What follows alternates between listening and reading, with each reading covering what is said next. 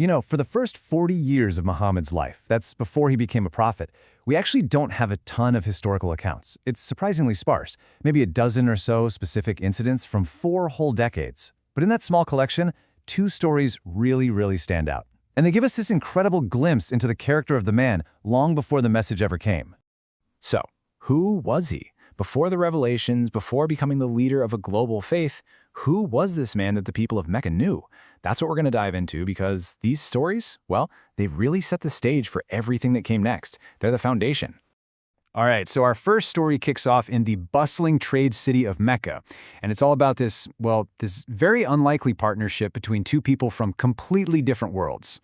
So on one hand, you've got Khadija. We're talking about the wealthiest woman in Mecca, a super sharp, respected business owner, noble family, the whole package. And on the other, you have Muhammad, a young guy in his early 20s, an orphan working as a shepherd. He doesn't have much money, but he's got something else, a growing reputation for being a man of his word. It all started with a pretty simple job, actually. He was tending the flock for Khadija's sister. And when the job was done, he was so shy he just couldn't bring himself to go ask a woman for his payment. So instead, he sent a friend to go collect his wages for him. When Khadija heard this story, her sister praised him with these really powerful words. And this is so interesting. The person who narrated this report says this was the very first time Khadija had ever heard Muhammad's name mentioned in such a remarkable way. It wasn't his skills or his connections, it was his character. His nobility and honor are what first caught her attention. And in a city like Mecca, a reputation for honesty was like gold. It was the ultimate currency. Now, Khadija had been burned before by dishonest agents, so she saw something special here. She decided to take a chance, overlooking his youth and the fact he had 0 business experience, and hired him to lead her most important trade caravan to Syria. And get this, the offer she made him was a 50-50 profit split. I mean, that was a massively generous, totally unheard of deal at the time. It just shows you how much she was willing to bet on his character over his resume. Her trust in his integrity was absolute.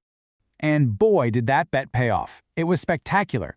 He came back from Syria having made double, some reports even say triple, the profit of any caravan she had ever sent out before. The sources say it was this combination of his rock-solid honesty and a kind of divine blessing, a baraka, that just seemed to follow him. His reputation was now set in stone. So, deeply impressed, Khadija does something else that was pretty radical for the time. She decided she wanted to marry him. She sent a mutual friend, an older woman named Nafisa, to sort of subtly ask Muhammad why he wasn't married yet. And this is just a brilliant example of Khadija's intelligence and her agency. She knew what she wanted, and she went after it in a really respectable, honorable way. And what was his reaction when Nafisa hinted that Khadija might be interested?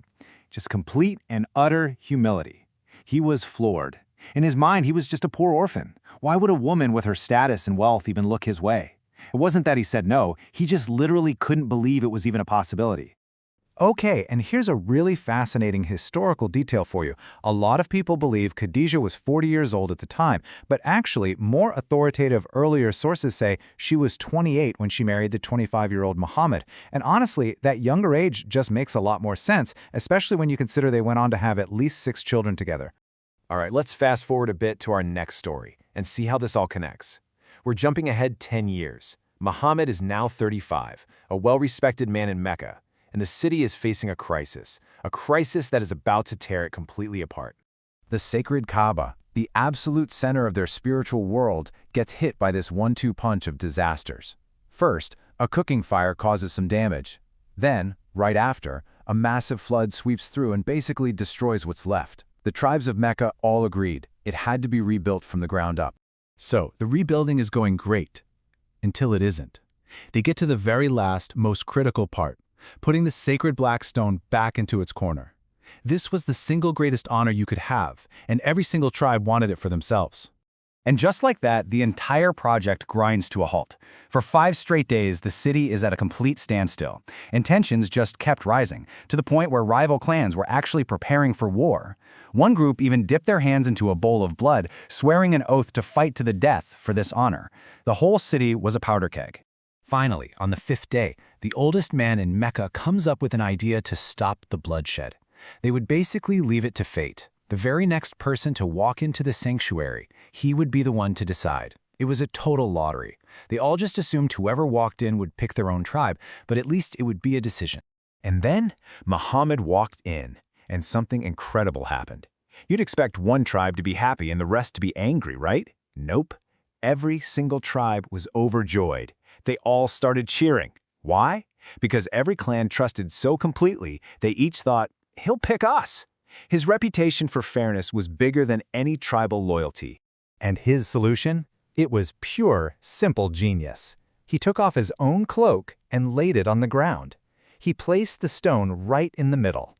Then he invited the chief from every single one of the warring tribes to grab a corner of the cloak. Together, they all lifted the stone, sharing the honor equally. And with that one elegant move, a war was completely avoided. So you take these two stories, right, a decade apart. What are they really showing us? They're showing us the seeds of the leader that he was about to become. They reveal these two foundational qualities. First, an integrity so pure and so unimpeachable that the sharpest businesswoman in the city would bet her entire fortune on it. And second, a deep consensus-building wisdom that could bring bitter enemies together and literally stop a war. And you can really see the progression here, can't you? The first story, that was a personal test of character, earning the trust of one person through sheer honesty. The second story, that was a public test of leadership, earning the trust of an entire community through wisdom. One experience laid the foundation for the next. And this really leaves us with a final thought to chew on. Remember, all of this happened years before any revelation. This was a man whose character was his calling card.